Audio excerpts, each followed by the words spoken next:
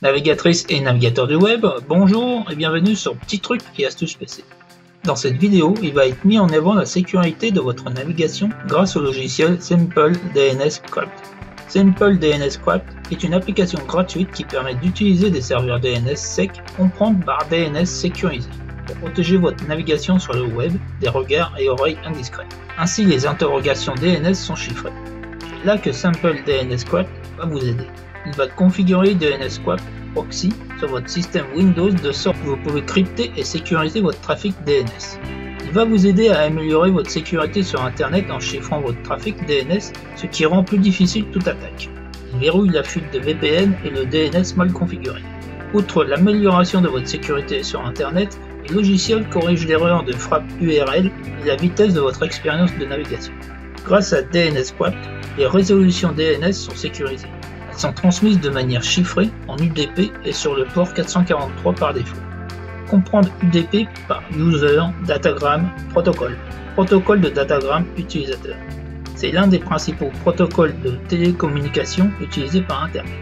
Simple DNS Crypt agit comme un proxy DNS. Le serveur DNS déclaré dans les interfaces réseau sera alors 127.0.0.1 afin de passer par Simple DNS Crypt qui sera en écoute.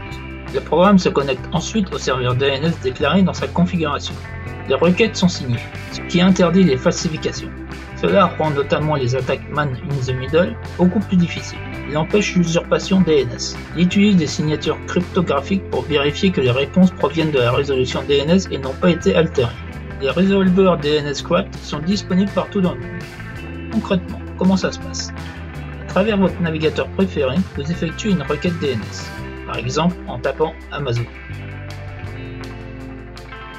Dans un premier temps, la demande est envoyée au serveur de votre fait, pour savoir s'il connaît la réponse, comprendre par fournisseur d'accès à Internet. Si c'est le cas, il renvoie la réponse et son travail s'arrête ici. La connexion s'effectue alors directement sur la page web demandée. Dans un autre cas, le serveur de votre fait ne connaît pas la réponse. Il va donc exécuter une demande auprès du serveur DNS, l'annuaire des adresses IP. Le serveur DNS connaît la réponse et renvoie celle-ci au serveur de votre fournisseur d'accès à Internet, puis à vous. Leur travail s'arrête ici. La connexion s'établit alors directement sur la page web demandée. Tout ceci se passe évidemment dans un délai très court, quelques secondes.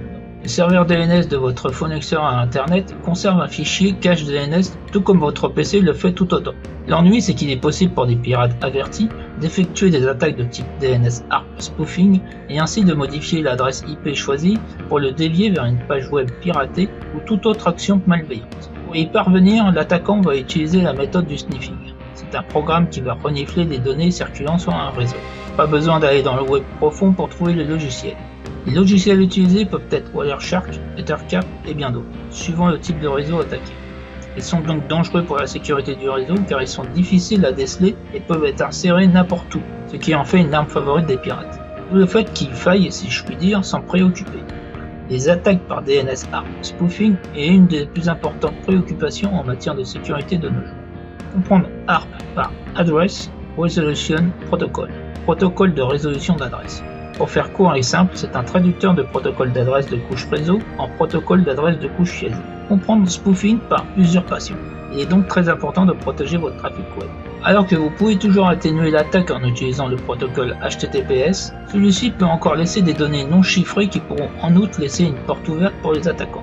Petit rappel pour HTTPS, Hypertext Transfer Protocol Secure. Protocole de transfert hypertexte sécurisé. Bon, maintenant passons au téléchargement.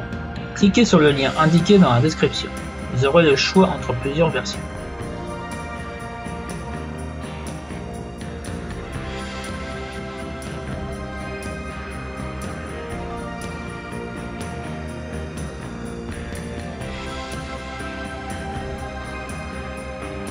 Une fois téléchargé, vous n'avez plus qu'à l'installer.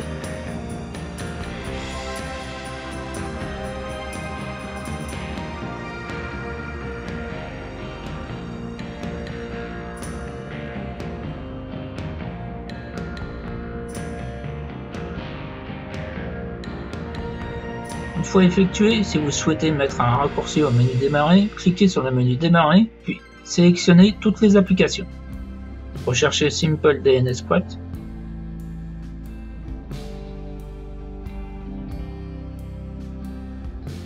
Cliquez pour dérouler, puis cliquez droit et épinglez au menu de démarrer.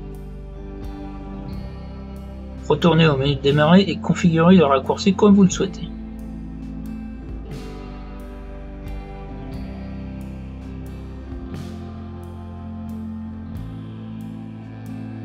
Maintenant que cela est fait, passons à la configuration. Vous pouvez sélectionner utiliser un serveur IPv6. Bien évidemment, la base, vous devez activer le service DNSCraft. Maintenant, sélectionnez la ou les cartes réseau en cliquant simplement dessus. La carte réseau vEthernet correspond à Windows Sandbox ou Windows 10 ou tout autre environnement virtuel que vous aurez créé. Vous pouvez sélectionner l'onglet Resolver. Comme indiqué en laissant sur automatique, DNSCraft Proxy sélectionne les résolveurs les plus rapides. Cliquez maintenant sur l'onglet Paramètres avancés. Suivant si vous avez opté d'utiliser les serveurs IPv6 ou pas, il faudra sélectionner ou désélectionner. Moi j'utilise les serveurs IPv6, donc je désélectionne. Sélectionner et forcer le TCP n'est pas forcément une bonne idée, l'UDP étant plus rapide de par son protocole. Par défaut, certains onglets ne sont pas activés. Cliquez sur l'onglet Paramètres et cochez ce qui vous intéresse. Une fois votre configuration effectuée, il faut revenir au menu principal et valider les modifications en cliquant sur Appliquer les paramètres. Vous pouvez maintenant quitter.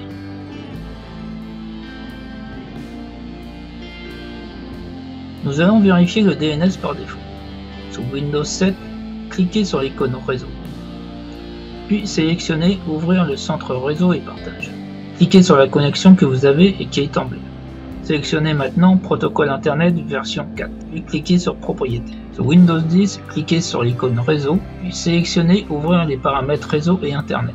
Cliquez sur Centre réseau et partage. Dans la partie Connexion, cliquez sur la connexion que vous avez qui est en bleu.